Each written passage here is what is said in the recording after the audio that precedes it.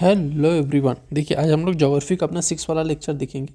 इसके पहले आपको 5 लेक्चर मिल चुके होंगे और उसका आप जो प्रॉपर कई बार वीडियो देखिए, ये मान के चलिए कि ज्योग्राफी के क्वेश्चन जो हम लोग डिस्कस कर रहे हैं उससे बाहर से शायद ही आएंगे। ठीक है, और जो कुछ टॉपिक छूट रहे हैं उसको हम लोग पिक्स के माध्यम से भी आपको ग्रुप में शेयर कर दी जा रही है। तो दोनों भी देखते और पढ़ते चलिए, और जो भी आपको आंसर या क्वेश्चन होमवर्क दिया जा रहा है आप लोग उसको कमेंट बॉक्स में ज़रूर भी उसका आंसर देते रहिए। हाँ, बहुत से लोगों ने बहुत अच्छे आंसर दे रहे हैं, और कोई भी अगर डाउट हो, ठीक है, मतलब इस सब्जेक्ट का तो है ही, अगर और भी कोई सब्जेक्ट हो तुरंत कमेंट बॉक्स में आप पूछिए।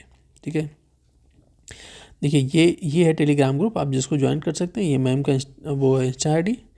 और देखिए पहला है कि निम्नलिखित में से कौन सी एक चोटी, ठीक है, भारत में अवस्थित नहीं है। ठीक है, तो पहला अगर नहीं है, देखिए एक तो पहले गुरला, मानधाता, नामचा बरवा, नंगा पर्वत और कामेत। अब देखिए एक जो है ना गुरला मानधाता चोटी भारत में ये स्थित नहीं है, ये तिब्बत, हाँ, तिब्बत में मानसरोवर झील के पास स्थित हिमालय का एक क्या है, भाग है। ठीक है, तो एक तो इसका आंसर ए हो गया।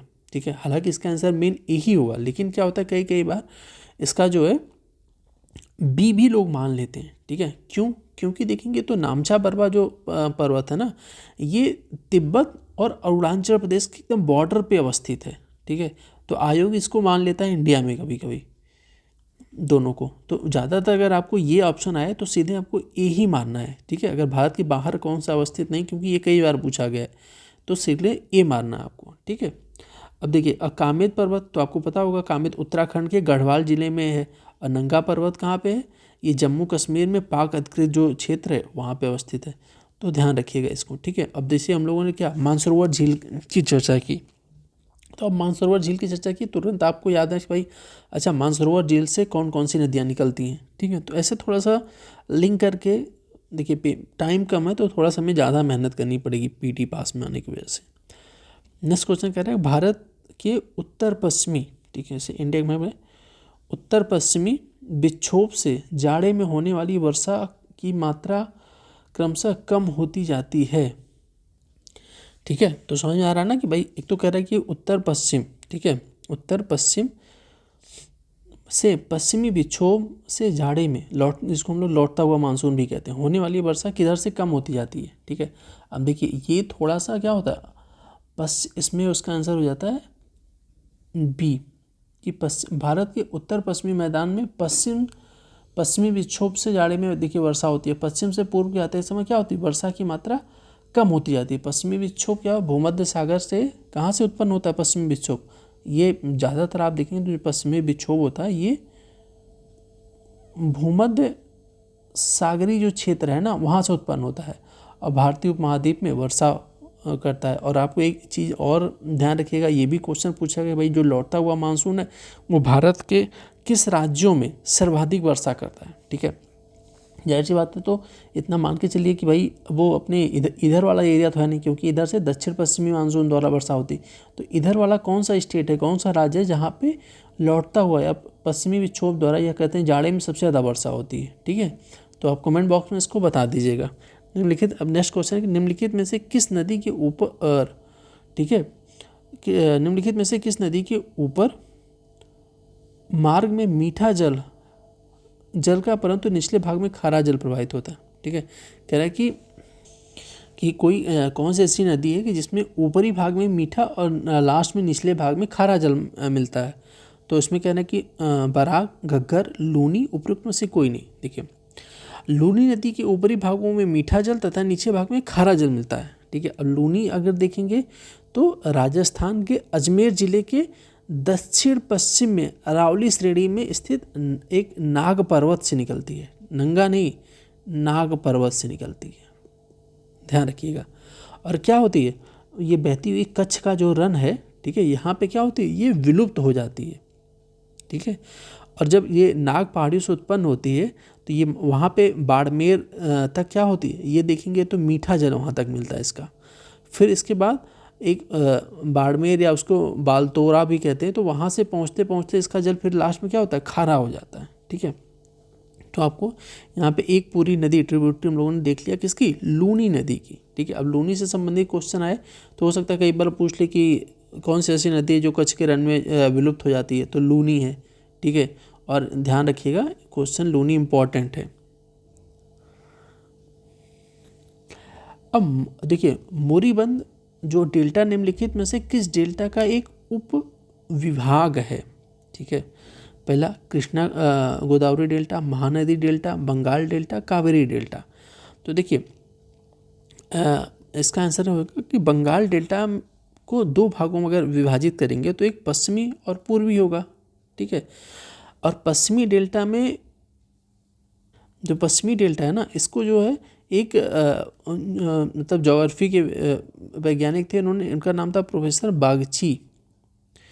इनके द्वारा 3 उपविभाग बांटे गए थे, ठीक है। उसी में एक है मोरबी, ठीक है। तो थोड़ा सा इसमें काफ़ी फैक्चुअल या अंदर से क्वेश्चन आया। तो मोरबी जो है डेल्टा यहाँ पे एक इन्होंने मोरबी में बांटा था, फिर दूसरा था पौड़ डेल्टा तथा तीसरा ज्वार सक्रिय डेल्टा। तो मोरबी यहाँ पे कहाँ पे है? बंगाल डेल्टा का जो भाग था उसको इन्होंने डिवीज़न किया था। किसने किया था? बागची ने। तो यहाँ से एक क्वेश्चन आया। अब देखिए कभी कभी कुछ क्वेश्चन तो ऐसे आएंगे कि एकदम आपको नहीं पता हो या बहुत ही डीप जिसने इसका ऑप्शन वगैरह हो वहाँ से हो, तो ये सब आएंगे अगर टफ, तो सबके लिए वो नया क्वेश्चन होगा। लेकिन जो इजी क्वेश्चन है जिसको हम इजीली कर सकते हैं उसको नहीं छोड़ना है, ठीक है। चलिए नेक्स्ट क्वेश्चन कह रहे हैं कि अगर देखिए ये क्वेश्चन उससे, अगर आपने अभी हम लोगों ने एक कृषि संबंधित महत्वपूर्ण जो डाटा नवीनतम डाटा जो आंकड़े पूछे जाते हैं, प्रोडक्शन कहाँ पे हाईएस्ट है, कहाँ पे उत्पादन ज़्यादा है, तो उसको अगर आपने वीडियो देखा हुआ तो ये क्वेश्चन इजीली कर पाएंगे, ठीक है। अब देखिए ऐसे ही आपको अभी आज ही कल में शायद आपको मिल भी चुका होगा कल, तो इसमें देख लीजिएगा कि एक कृषि संबंधी महत्वपूर्ण आंकड़ों की वीडियो जारी कर दी गई, एक खनिज संबंधी महत्वपूर्ण। तो दोनों को देख के रखिए, इन दोनों वीडियो से आपको 4 से 5 क्वेश्चन मिलेंगे ही मिलेंगे, ठीक है।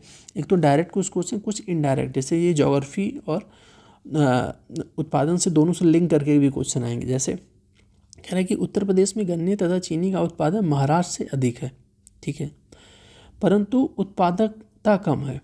अब एक तो कह रहा है कि भाई उत्तर प्रदेश में गन्ने का जो है प्रोडक्शन जो है ज़्यादा है, ठीक है, कि गन्ना और जो चीनी है उसका जो उत्पादन है कंपैरिजन कर रहा है महाराष्ट्र से उससे अधिक है, ठीक है, लेकिन उत्पादक कम है, उत्पादकता कह सकते हैं, ठीक है, उत्पादकता कम है।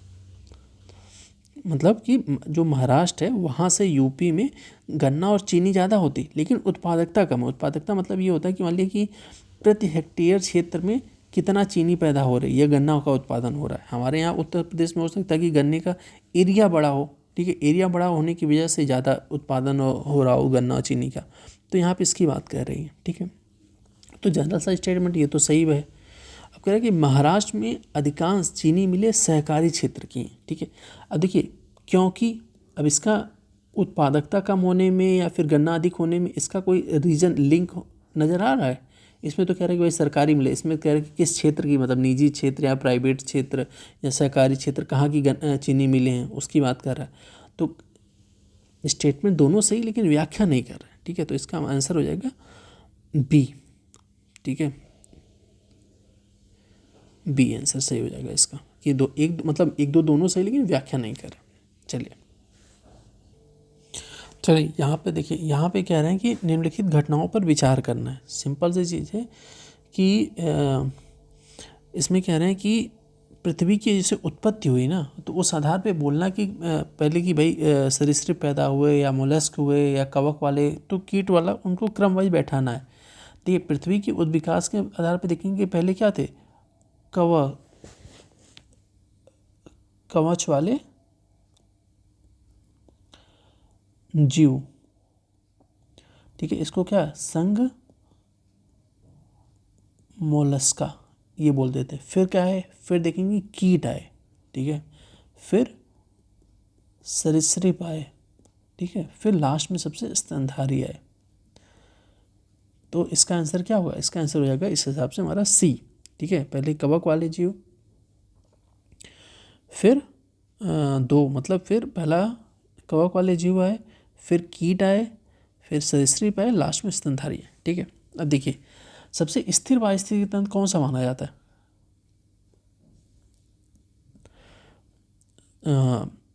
सागरी, वन, पर्वतीय, मरुस्थलीय। तो देखेंगे सबसे स्थिर माना जाता है सागरी वाला, ठीक है।